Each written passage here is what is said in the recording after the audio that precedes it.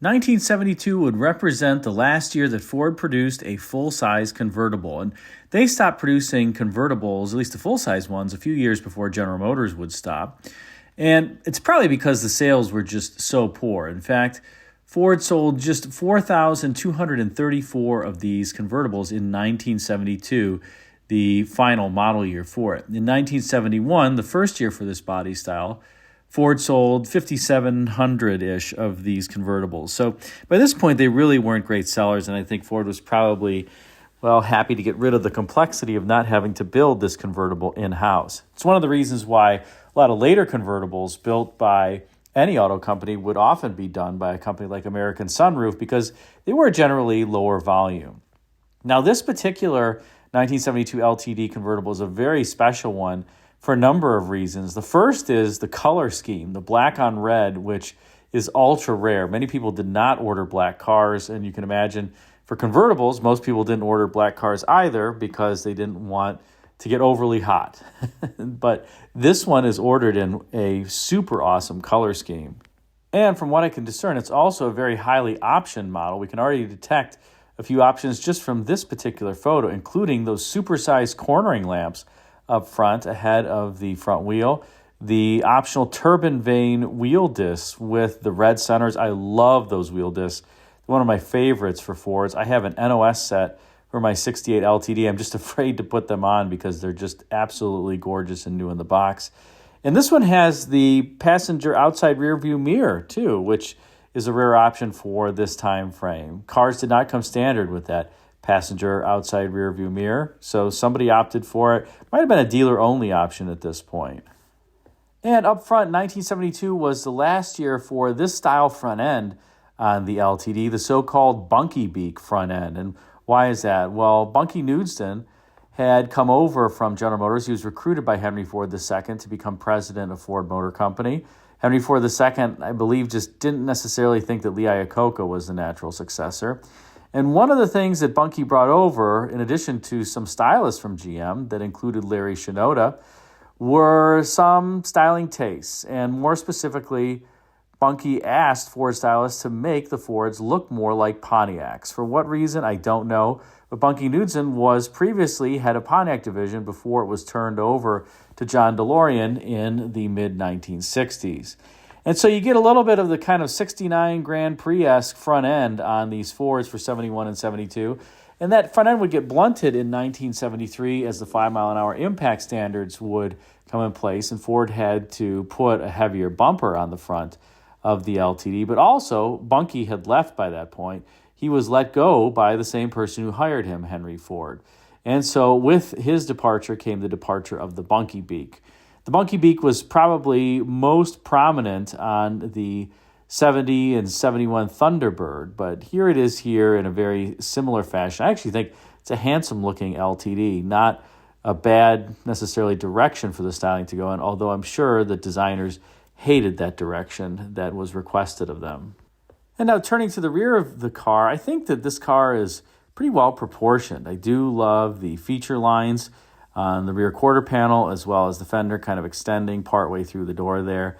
And this, as I mentioned, is a 1972, so it has a different rear end treatment than the 1971 that had the full light bar across, which actually is my preferred rear end.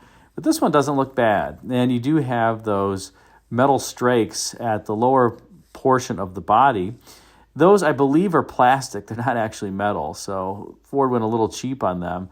Probably not a bad idea because they don't pit and corrode like metal would, but, well, not necessarily the most quality piece of the vehicle. I will say, though, that does give the vehicle kind of this slimmer look inside profile. You can tell that your eye is visually just sensing the portion of the body that's painted as opposed to having that trim piece on it. And that kind of helps give let's call it this huge vehicle a little bit slimmer proportions, at least when it comes to what your eye perceives. And here's the rear tail lamp treatment. As I said, 1972 was different from 1971. You can see 71 in the inset with that beautiful light bar, the full light bar treatment. The 72 rear end isn't bad, But I really love that full light bar treatment that would grace the back ends of both the Fords and the Mercurys for 1971. This treatment, though, is rather handsome, and you can see you have the dual tail lamp design with kind of this bisecting line that goes across the tail lights. Now, you do also see a little bit of a vestige of the LTD design back to, I would say, 1968, with kind of this crown motif in the rear quarters as well as the deck lid. The points of each of those kind of resemble a bit of a crown. And like I said, that dated back to 1968 when the LTD was restyled. And the logo for the LTD back then was a crown, in fact.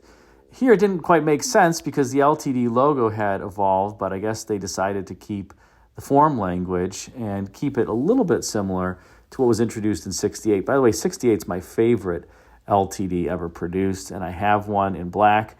What is your favorite year LTD? Be sure to put a comment in the comment section. So far, I've just shown pictures of this convertible with this top down. Here's one with the top up, obviously a black top, and you can see that this is a hard top convertible. It does have front and rear glass on both sides, no pillar on it, so you can put all four windows down, and like I said, there's no pillar. These do have a zip out rear window. In order to lower the top, you're supposed to zip out the rear window, which we'll see in a second, and drop it down, and that allows the top to lower, basically unlatch it from the front. It is a full power top, and it goes all the way back, as you'd expect. Let's take a look at the inside, because this car has a lot of options and content that you can discern from these photos. All right, and let's now turn inside on this 72 LTD convertible. This dash and interior was also all new for the 1971 model year, be carried over into 1972. Then the LTDs would get a new dash in 1973 that I don't think was quite as handsome as this one. This was, I think, a pretty good-looking dash. Now, you can count quite a few options here on this LTD convertible. I'm sure I'm not going to get all of them, but you kind of peek over there on the right side of the steering wheel. You can see an AM/FM radio. That was optional. You can also see the air conditioning HVAC controls on the left side. The steering wheel has cruise control. It has power windows as well. And I can't quite see if there's power locks in this car. I don't believe that it has power locks, but we can take a look at that in a second. Electric clock up there, and then a very rare for these cars split bench seat with armrests up front. That is a rare option. Most all of these are just a regular old bench seat. And this car does have disc brakes. You can discern that by the pedal logo there. It says disc brake with the circle on the brake pad. So just a great place to be with the cruise control set on this car. It's got the cruise control wheel. I believe it's also a tilt wheel. I don't know about anybody else, but anytime I activated the tilt function on these Fords, I felt like I was going to break the turn signal stalk. For those who don't know, you push that turn signal stalk forward. You don't pull it towards you. You push it forward in order to tilt the wheel. It's just not a great mechanism. It feels like it's going to break. But I haven't had one break on me, I guess, for better or worse. Here, by the way, is a picture of the regular interior that you'd see in these 72 LTD convertibles. Notice it's just a single bench seat. There's no armrests. So that particular seating configuration was very rare. This was the more typical one that you would find on these LTD convertibles. And let's take a look at this other shot where you can see the rear seats as well. Good news here that the rear seat, because this was a full-size convertible, was pretty big. You had decent legroom. I wouldn't say great legroom. And, well, it wasn't that bad of a place to be, although the seat was more upright.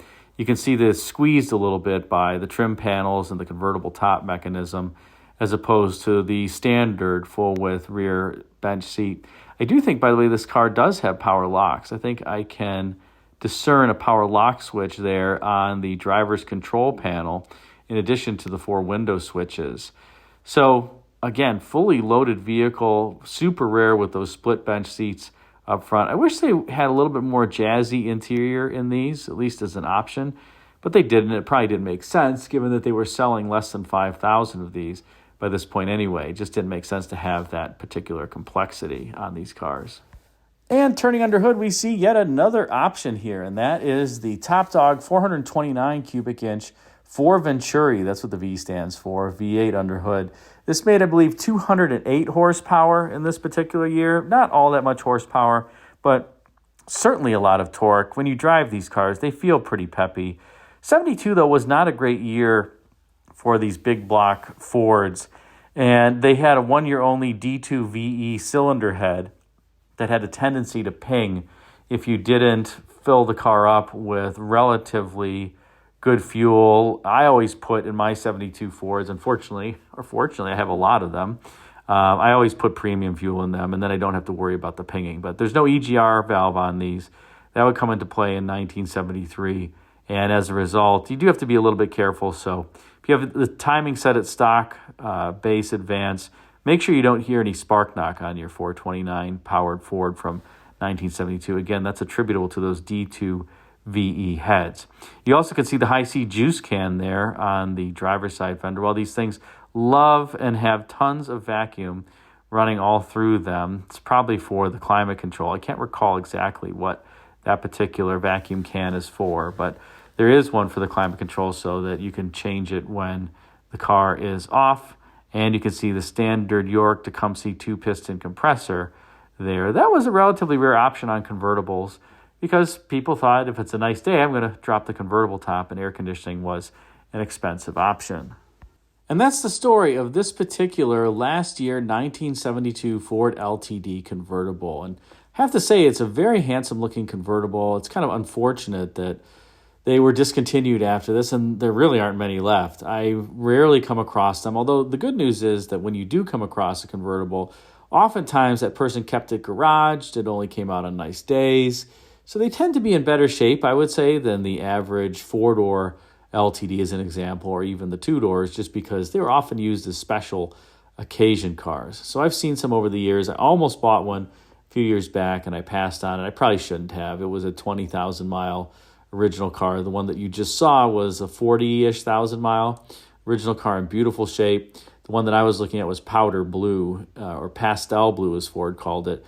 And I just couldn't totally warm up to the color. If it had been black with a red interior, it would be in my garage by now. Sadly, I missed out on the one that you just saw, but it's found a owner that I'm sure loves it. One last thing I'll point out is that these LTDs and full-size Fords generally had a different configuration in the trunk from other automakers, and that owes to the fuel tank that you can see that's mounted ahead of the trunk pan. So what you're staring at that takes up most of the frame is just the trunk pan. That's the underside of the trunk floor. But if you look ahead of that towards the front of the vehicle, you actually see the fuel tank that is standing vertically.